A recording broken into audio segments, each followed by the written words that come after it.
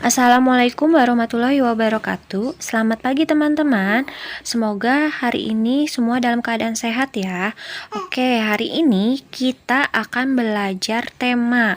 Tema yang akan dibahas adalah tema 5A, yaitu tentang organ gerak hewan dan manusia. Subtema 1, organ gerak pada hewan.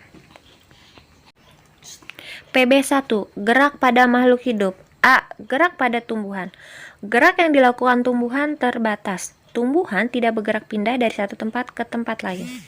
Nah, ini contoh dari tumbuhan bergerak tetapi tidak berpindah tempat. B. Gerak pada hewan. Gerak hewan tidak hanya gerakan bagian tubuhnya saja, tapi juga dapat melakukan gerak berpindah tempat. Gerakan pada hewan memiliki beberapa tujuan atau fungsi diantaranya untuk mencari makanan atau melindungi diri dari predator. Pada umumnya, hewan bergerak dengan berbagai cara, sesuai dengan habitat tempat tinggalnya. Contohnya, hewan di udara bergerak dengan cara terbang, dan hewan di air bergerak dengan cara berenang. Dan ini adalah contoh gerak pada hewan. Diperhatikan ya teman-teman ya.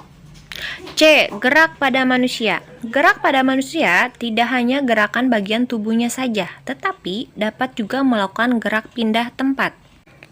Gerak berpindah tempat, misalnya gerakan berjalan, berlari, melompat, merayap, atau berenang.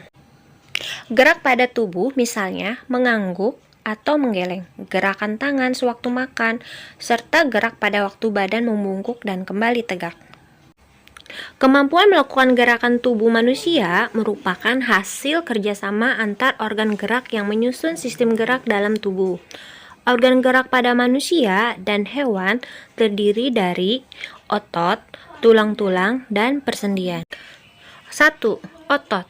Otot disebut organ gerak aktif. Otot yang aktif melakukan kerja sehingga keseluruhan organ gerak dapat bergerak. Berdasarkan fungsinya, otot dibagi menjadi 3 macam, yaitu otot jantung terdapat pada jantung, otot polos terdapat pada organ-organ dalam, dan otot lurik terdapat pada alat gerak. 2. Tulang. Tulang berguna sebagai tempat melekatnya otot serta menegakkan dan menguatkan tubuh. Tulang yang terdapat pada alat gerak disebut sebagai organ gerak pasif. Terdapat 2 jenis tulang, yaitu 1. Tulang rawan, bersifat elastis dan lentur. Contohnya, daun telinga dan hidung. 2. Tulang keras, bersifat padat dan keras. Contohnya, tulang paha, tulang lengan atas, dan tulang belakang. Berikut adalah contoh gambar dari bentuk-bentuk tulang penyusun rangka, dan ada tabel tentang bentuk tulang manusia dan contohnya. Secara umum, bentuk tulang dapat dikelompokkan menjadi 4 macam, yaitu tulang pipa, tulang pipi, tulang pendek, dan tulang tidak beraturan. 3. Persendian. Persendian adalah persambungan antara 2 buah tulang atau lebih. Dengan adanya persendian, tulang-tulang yang bergabung menjadi satu menjadi mudah digerakkan. Contoh persendian adalah siku pada lengan dan lutut pada tungkai kaki.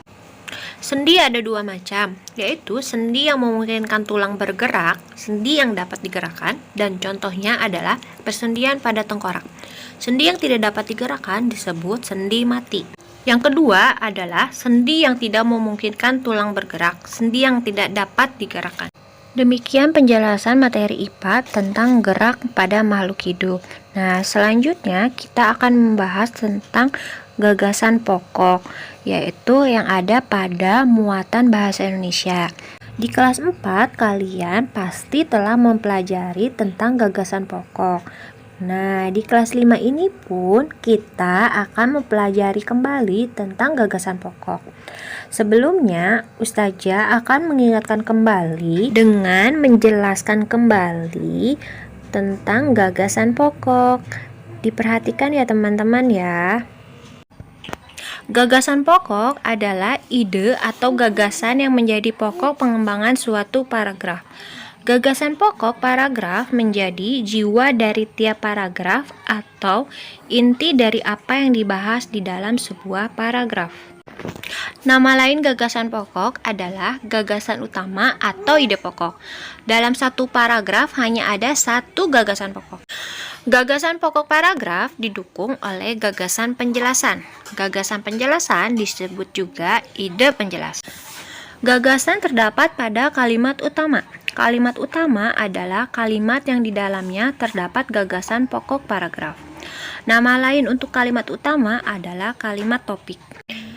Kalimat penjelas adalah kalimat utama yang dijelaskan oleh kalimat-kalimat lain. Di dalam kalimat penjelas terdapat ide penjelas. Langkah-langkah cara menentukan gagasan pokok adalah 1. Bacalah kalimat demi kalimat di dalam paragraf dengan cermat dan pahami pula apa yang sedang dibahas. 2. Temukan kalimat utama setiap paragraf. Setelah menemukan kalimat utama, carilah inti kalimat tersebut. Gagasan pokok sebagai inti paragraf terletak dalam kalimat utama. Kalimat utama dapat terletak di awal, akhir, awal dan akhir, atau seluruh paragraf. Demikian penjelasan materi bahasa Indonesia tentang gagasan pokok. Selanjutnya, Ustazah akan memberikan tugas untuk dikerjakan hari ini. Nanti kalian bisa melihat tugasnya di akhir video ini ya. Terima kasih telah menyimak video ini. Selamat belajar.